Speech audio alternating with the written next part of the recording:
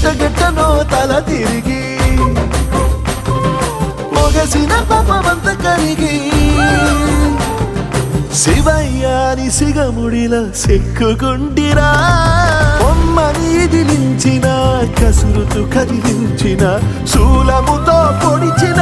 పాములు కరిపించిన నిన్నొదిలితే నా పేరిక తిన్నడే కాదురా